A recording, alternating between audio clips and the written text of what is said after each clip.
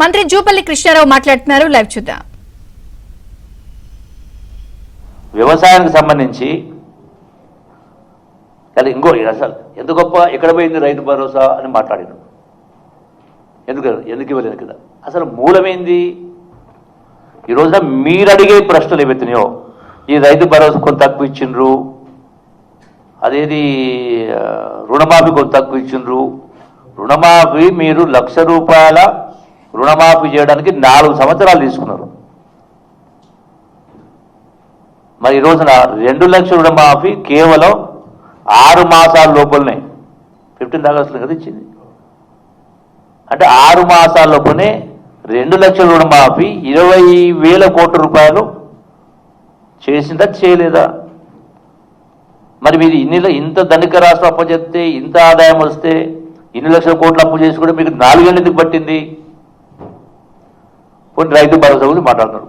మేము గొప్ప మేము ఇచ్చినమని. మన 2023 ఎన్నికల సందర్భంలో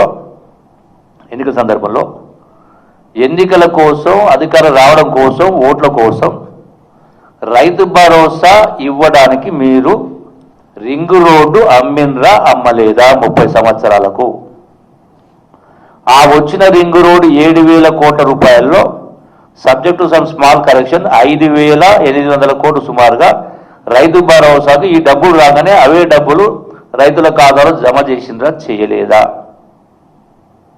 ఇది రెండవ సవాల్. ఇది కాదని చెప్పండి.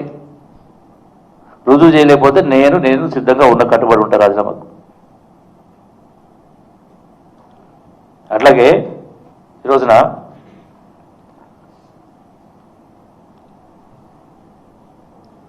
రైతు భరోసా గత ప్రభుత్వం 5,000 రూపాయలు ఇస్తే ఈ ప్రభుత్వం 6,000 రూపాయల చొప్పున సంవత్సరానికి 12,000 రూపాయలు ఇచ్చినాం తప్పతపాలుగా. వాళ్ళు ఏ లెక్క చెప్తారు? 15,000 రూపాయలు చెప్పింది మీరు అని. అట్లా లెక్కేస్తే ఇంకా 2 సంవత్సరాల కాలం ఉంది. పోనీ మీరు 10 ఏళ్ళు అధికారంలో ఉండి మీరు మేనిఫెస్టో ఏమన్నారు? ఆ రోజు కేసీఆర్ ఏమన్నారు? నేను కూడా ఉన్నా కదా ఆ రోజు ఏమన్నాడు? మా మేనిఫెస్టో అంటే మిగతా పార్టీల మేనిఫెస్టో అంటే చెత్తపుట్ల పడేస్తారు, మురికికాల పడేస్తారు, దానికి ఒక విలువ లేనివి అన్నాడు. నా మేనిఫెస్టో భగవద్గీత, ఖురాను, బైబిలు అని చెప్పిండ్రా చెప్పలేదా? మరి ఖురాను, బైబిలు, భగవద్గీత అయితే మీరు 10 సంవత్సరాల కింద చెప్పినటువంటి దళితుల 3 ఎకరాల భూమి ఎందుకు ఇవ్వలేదు? అట్లనే 2 లక్షల ఉద్యోగాలు ఎందుకు భర్తీ చేయలేదు? నిరుద్యోగ యువతకు నెలకు ఒక్కొక్కరికి 3,000 రూపాయలు నిరుద్యోగ భృతి ఇస్తున్నారు, ఎందుకు ఇవ్వలేదు? కూట్లరాయి ఎత్తలేనుడు ఏట్లరాయి ఎత్తని చెప్పినట. అంటే పక్షవాతం వచ్చినోడు వాడు మంచంలోకి వెళ్ళి కదలలేడు, నేను ఏట్లరాయి ఎత్తానంట. మీరు ఇదే చేయలేని వాళ్ళు దళితులకు 10 లక్షల రూపాయలు ఖాతా జమ చేస్తారు. అంటే ఓట్ల కోసం ప్రజలను మభ్యపెట్టింది వాస్తవం కాదా? అసలు ఉద్యమ నేపథ్యం ఎటువంటి ఉద్యమం అంటే తెలంగాణ ఉద్యమం ఒక పవిత్రమైన ఉద్యమం. ఆ ఉద్యమ నేపథ్యం, ఉద్యమ త్యాగాలు, ప్రాణత్యాగాలు వాటితో పోల్చుకున్నప్పుడు పరిపాలన దానికి కంప్లీట్గా భిన్నంగా ఉంది. జమీన్ ఆస్మాన ఫరక్ ఉంది. భూమికి ఆకాశానికి ఉన్నంత వ్యత్యాసం ఉంది. అన్ని విషయాలలో